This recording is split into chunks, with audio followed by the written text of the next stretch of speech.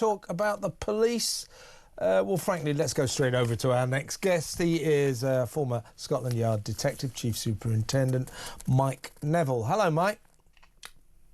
Should be promoted me though, Detective Chief Inspector. I'm always promoting you, aren't I? Detective, what is it? Detective Chief Inspector, former Detective Chief Inspector at Scotland Yard.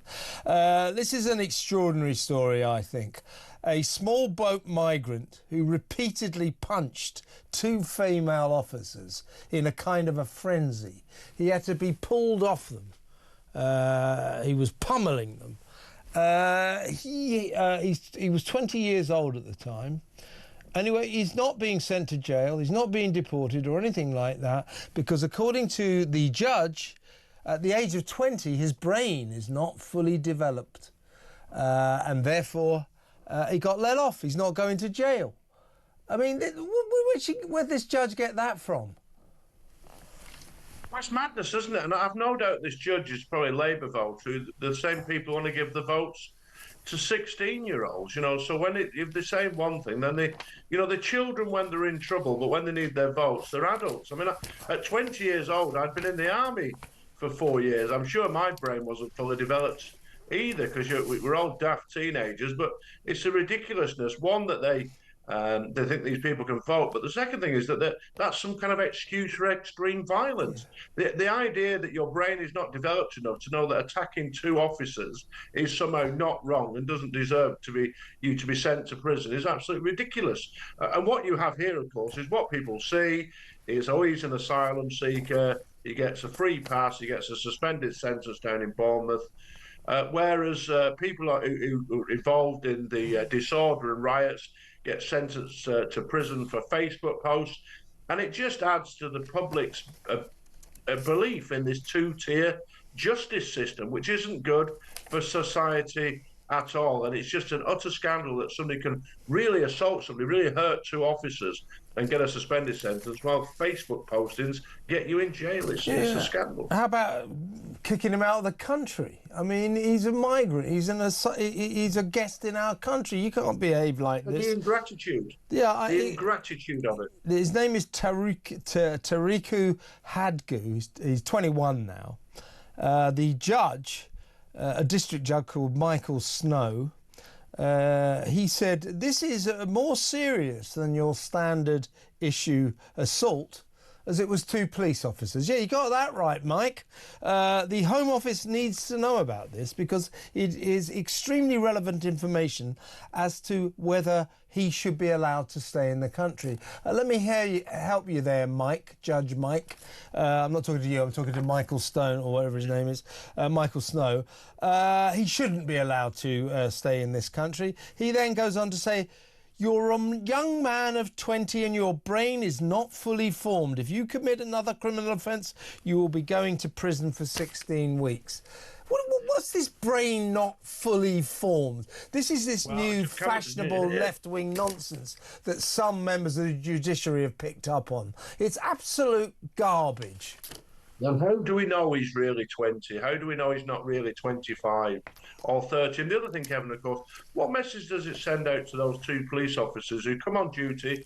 Their role is to protect the women police officers, and then they get a good hiding. You know, it just sends out a message that the police officers are not important. If we want our police to be respected, one of the things that can happen is that magistrates and district judges take firm action against those who viciously assault them, and suspended sentences. Criminals are laughing at them. Absolutely. Let me know what you think about that, folks. A migrant who beat the hell out of two female police officers is being allowed to stay and is not going to prison because, according to the judge, at the age of 20, his brain was not fully formed and therefore he's exonerated. That's a mitigating circumstance. So all those soldiers out there fighting for the army and all the 20-year-olds out there doing responsible jobs at university or whatever, let me tell you, Judge Michael Snow thinks your brain... You don't need me for any more. Is that it? I'm not finished. Okay. No, hang on. What's happening here? No, you're not finished. We're moving on. We're moving on. Yeah, your brain is not fully formed. Now let's talk about another police issue, which is that up there in Derbyshire, I think it's Derby Police, the head of police there, the chief constable, a woman called what's her name? Rachel Swan, who glories in the title of Diversity Lead of the National Police Chiefs Council. Now, what we're talking about here, Mike, is that following the Supreme Court biological sex ruling,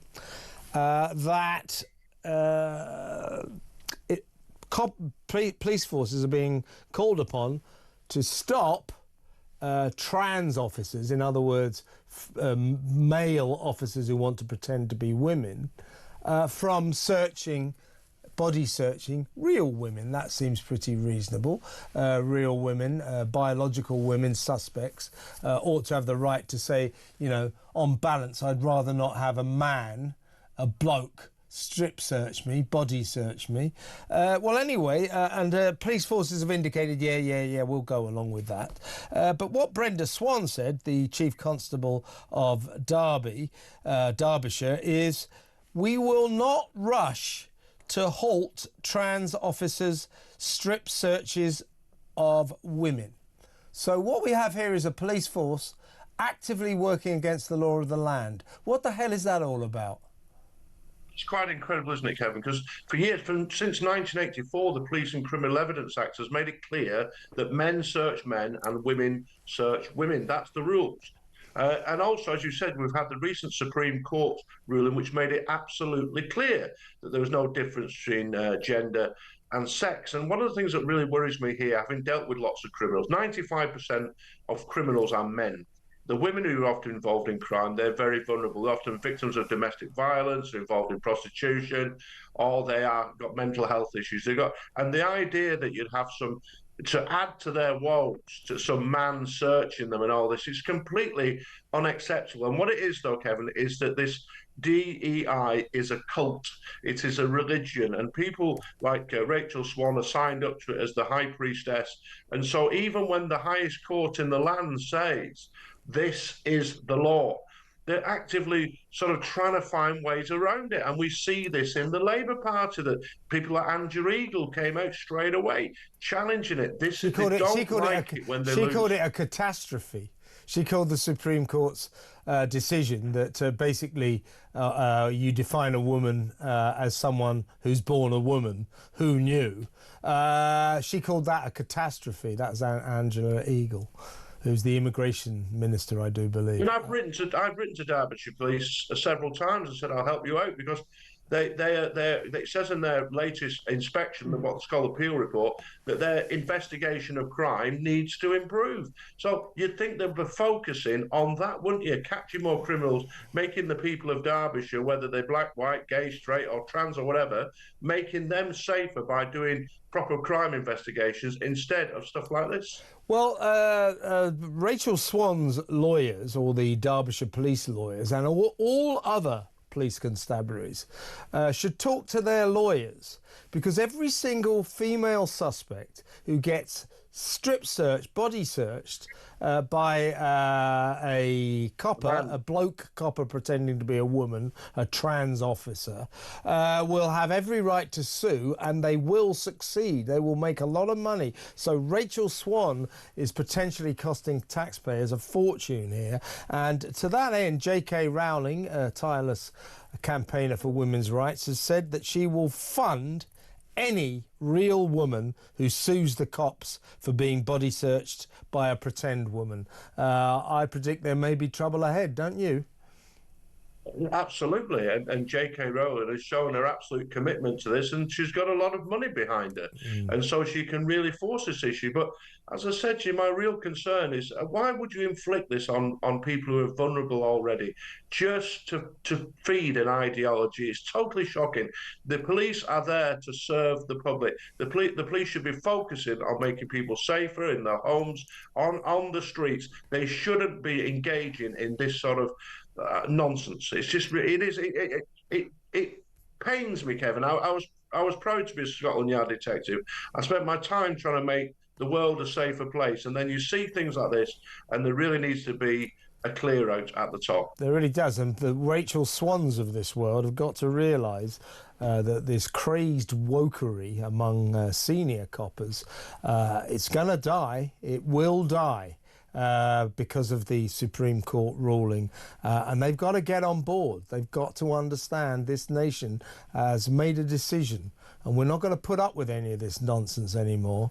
You know, men saying I'm a woman and us all having to say, oh, well, you definitely are a woman then. It's gone. It's crap. It's rubbish. And Rachel Swan and her ilk are going to have to slowly but surely be dragged kicking and screaming into the new reality. And that can't come soon enough for me. Mike, brilliant to talk to you as always. Thank you very much. That's Mike Neville, ex-Scotland Yard detective.